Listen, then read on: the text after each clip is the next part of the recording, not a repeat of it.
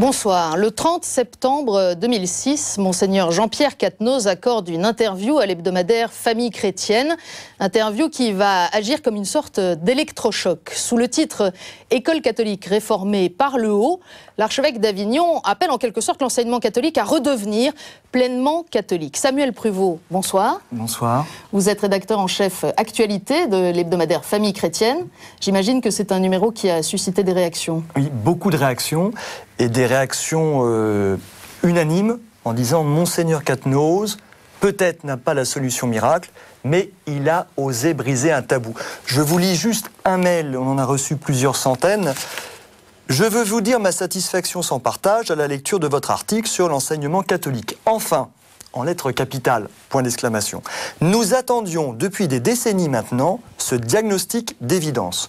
Que Monseigneur Quatennose soit chaleureusement remercié de dire tout haut et très clairement ce que nous sommes des milliers de catholiques à déplorer. » Alors, des propos qui vont alimenter la chronique, alimenter aussi la controverse, qui vont être salués, on vient de l'entendre par quelques-uns, comme enfin une parole forte, mais qui vont aussi blesser un grand nombre d'acteurs qui estiment donner leur vie jour après jour dans l'éducation catholique. Alors, 18 mois après cette interview, plus d'un an après la publication par Monseigneur Quatennose de sa charte diocésaine de l'enseignement catholique, où en est-on de ce débat et de ce dossier entre identité et ouverture, entre enseignement et évangélisation?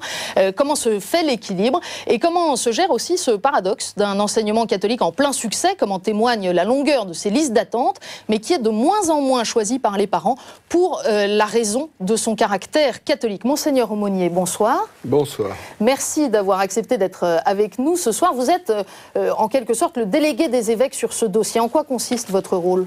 Les évêques ont nommé deux d'entre eux, Monseigneur Maillard de Bourges et puis moi-même, pour les représenter auprès du Comité national de l'enseignement catholique, qui regroupe l'ensemble de ceux qui travaillent à l'enseignement catholique, c'est-à-dire les parents au plan national, les professeurs, les chefs d'établissement et beaucoup d'autres institutions qui collaborent ensemble au niveau national pour l'enseignement catholique, pour ces 2 millions d'élèves qui sont scolarisés dans les établissements catholiques.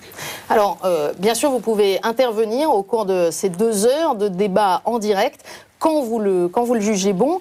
Et puis on vous demandera aussi, à plusieurs étapes de ce débat, de nous dire comment vous, qui êtes le responsable du dossier, le délégué des évêques, eh bien vous faites l'unité dans des visions qui sont parfois très différentes les unes des autres.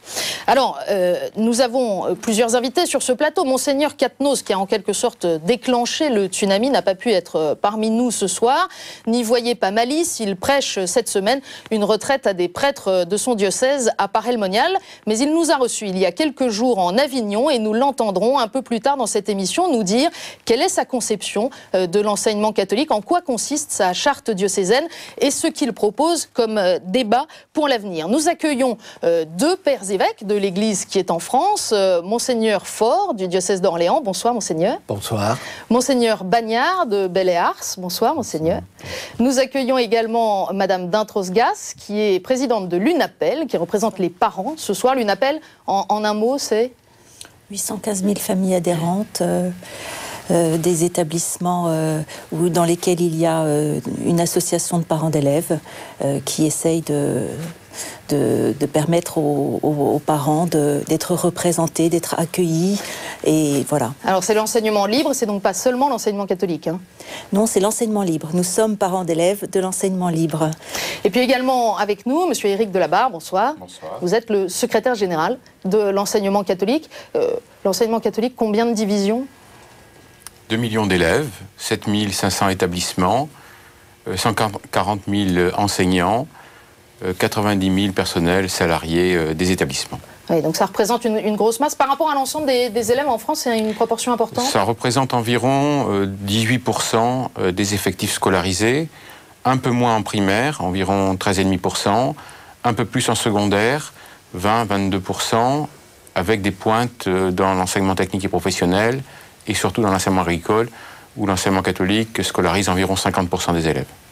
Merci pour ces précisions. Avec nous également pour nous aider à préciser les questions, à aborder certains points particuliers. Nous accueillons 6 témoins qui interviendront en raison de l'expertise singulière qui est la leur. Parmi ces témoins, Anne Coffinier, bonsoir. Bonsoir. Alors, vous êtes présidente de l'association Créez votre école. De quoi s'agit-il ? Alors, l'association Créer son école est une association qui accompagne les personnes qui ont un projet de création d'école, que ce soit des professeurs, des directeurs d'école ou des parents. Ce peuvent tout à fait être des professeurs du public, du privé, qui décident que dans une structure plus petite, plus humaine, on peut probablement mieux faire son métier d'enseignant et d'éducateur. On en parlera tout à l'heure. À côté de vous, Gilbert Sibieux, vous êtes le président de Famille, École, Éducation. Alors, même question, de quoi s'agit-il ? Il s'agit d'une association qui s'est donnée pour but, d'une part, d'améliorer quelque chose en enseignement, avec 3 axes prioritaires. Le premier était lire, écrire, calculer. Le second, sortir la violence de l'école.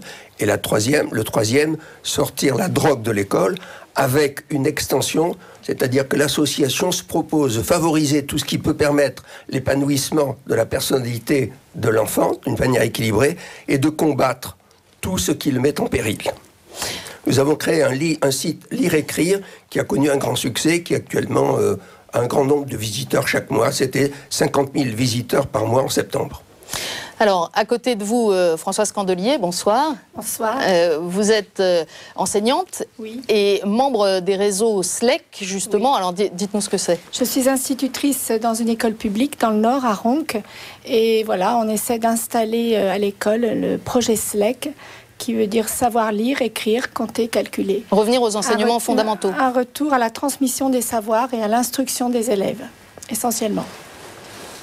Alors, avec nous, le père Yannick Bonnet. Vous êtes l'auteur d'un best-seller, Les 9 fondamentaux de l'éducation.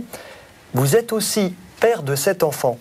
Tout à fait. Devenu veuf, vous êtes entré au séminaire et c'est à l'âge de 66 ans que vous avez été ordonné prêtre pour le diocèse du Puy-en-Velay. Tout à fait. Voilà. Et j'ai dirigé une école d'ingénieurs, donc je suis un peu compétent dans les problèmes d'école. Et d'éducation. À vos côtés, Anne Cronier, vous êtes membre de la communion missionnaire des éducateurs. Est-ce que vous pouvez nous en dire un petit peu plus ?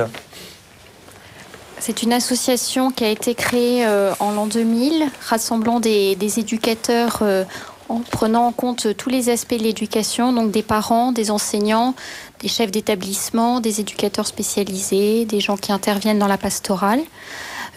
Avec l'intention de permettre à ces personnes d'abord de créer des liens d'amitié, de se soutenir mutuellement, d'échanger des expériences, de créer aussi une communion de prière. Il y a vraiment une démarche catholique dans cette association, et puis d'améliorer la formation à travers des